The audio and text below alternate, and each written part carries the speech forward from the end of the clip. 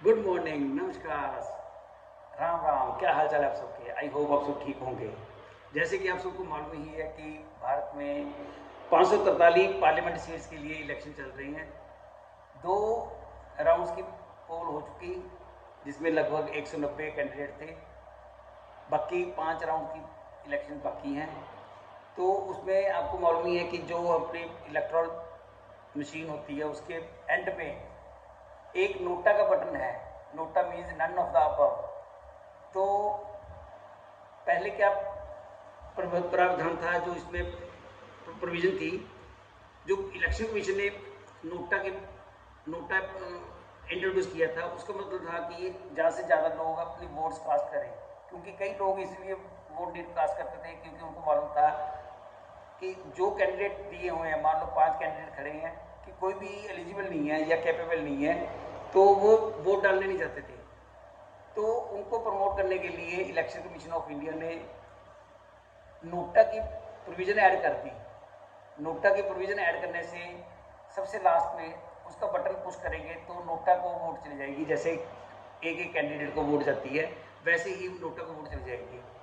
तो उसका मतलब क्या हुआ कि आपको मान लो 5 कैंडिडेट खड़े हैं या 6 खड़े हैं या 7 खड़े हैं, कि आपको कोई भी पसंद नहीं है, तो इससे जो भी पार्टीज अपने कैंडिडेट उतारती है, उनको मालूम पड़ जाता है कि ये कैंडिडेट ठीक नहीं था, सूटेबल नहीं था, कि हमें अपना कैंडिडेट बदलना चाहिए। तो ये प्रोविज़न चलती रही, 2013 में इंट्रोड्यूस हुई थी। इसके तहत 1% 2% के करीब करीब नोटा की वोट्स चलती रही।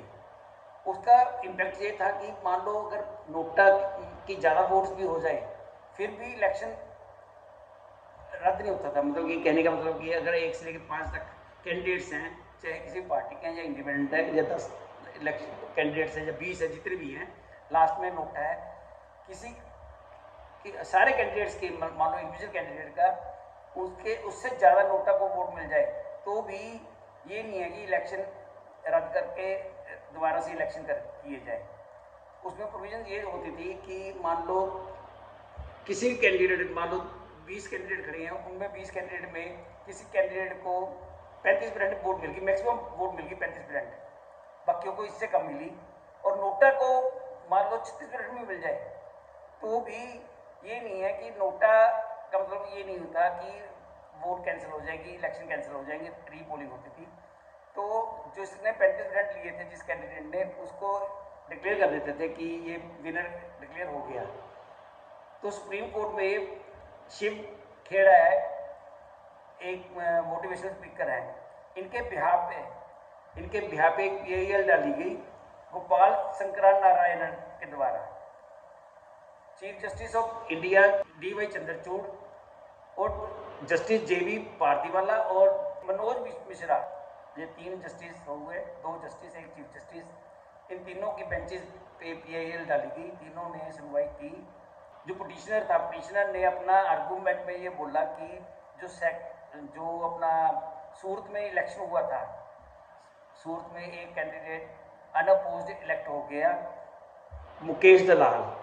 तो उसका रेफरेंस दे के बोला था कि दो वो अनअपोज्ड इलेक्ट हुआ है, कोई और कैंडिडेट नहीं था, लेकिन इन्होंने नोटा को साथ में अगर रखते तो उसकी वोटिंग होनी जरूर थी। अनअपोज्ड उसको इलेक्ट करने के बजाय नोटा का भी साथ में प्रोविजन रख देनी थी, ताकि अगर नोटा का ज़्यादा वोट चल जाती तो उसकी वोट, उसके कैंडिडेचर कैंसिल हो जाती, री इलेक्शन हो जाती। सुप्रीम कोर्ट ऑफ इंडिया ने इलेक्शन कमीशन ऑफ इंडिया को इसके ऊपर जवाब देने के लिए डायरेक्शन दे रही है। अब देखते हैं इलेक्शन कमीशन ऑफ इंडिया इसके ऊपर क्या जवाब देता है, फिर उसके बाद सुनवाई होगी। मेरे ख्याल में जो ये इलेक्शंस हैं, इस इलेक्शन तक तो इसका कोई डिसीजन होगा नहीं। जो आने वाली इलेक्शंस है उसके ऊपर जरूर कोई इम्पैक्ट पड़ सकता है। आई होप आपको मेरी वीडियो पसंद आ रही होगी। इसको लाइक करें, शेयर करें, सब्सक्राइब का बटन जरूर प्रेस करें, और साथ ही साथ बेल के आइकॉन को जरूर प्रेस करें, ताकि मैं जब भी कोई नई वीडियो पोस्ट करूं तो आपको उसकी नोटिफिकेशन मिल जाए। Thank you for watching my video.